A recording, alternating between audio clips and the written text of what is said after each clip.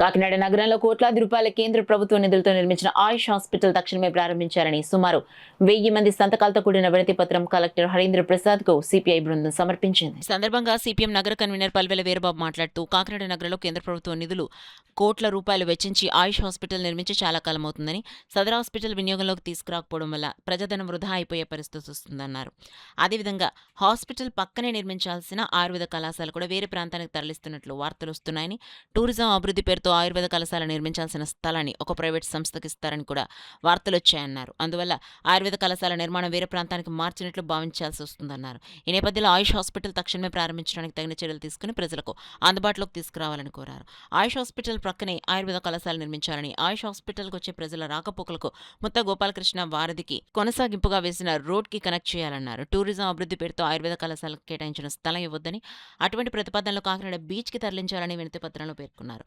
దీనిపై కలెక్టర్ స్పందిస్తూ staff recruitment పూర్తయిన వెంటనే హాస్పిటల్ ప్రారంభం జరుగుతుందన్నారు.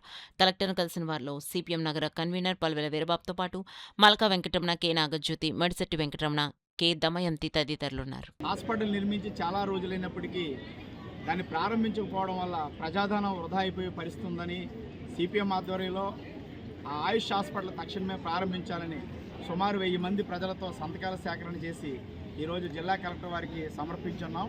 వారు సానుకూలంగా స్పందించారు. అందులో స్టాఫ్ రిక్రూట్మెంట్ పూర్తి చేసి వెంటనే హాస్పిటల్ ప్రారంభిస్తామని చెప్పారు. దానితో పాటు సిపిఎంగా మా విజ్ఞప్తి ఏమిటంటే ఆయుష్ హాస్పిటల్ పక్కనే ఆయుర్వేద కళాశాల నిర్మించాలి. గతంలో ఈ హాస్పిటల్ పిఠాపురానికి వెళ్ళిపోతున్నట్లుగా వార్తలు వచ్చి మధ్యలో ఆ స్థలాన్ని ఏదో టూరిజం డెవలప్మెంట్ పేరుతో ప్రైవేట్ కంపెనీకి ప్రభుత్వం ఇవ్వబోతుందని కూడా వార్తలు వచ్చినాయి. ఇవి సమంజసం కాదు. హాస్పిటల్ పక్కనే ఆయుర్వేద కళాశాల నిర్మించాలా. టూరిజం డెవలప్మెంట్ లాంటివి ఏమైనా ఉంటే కాకినాడ బీచ్లో నిర్మించుకోవచ్చు.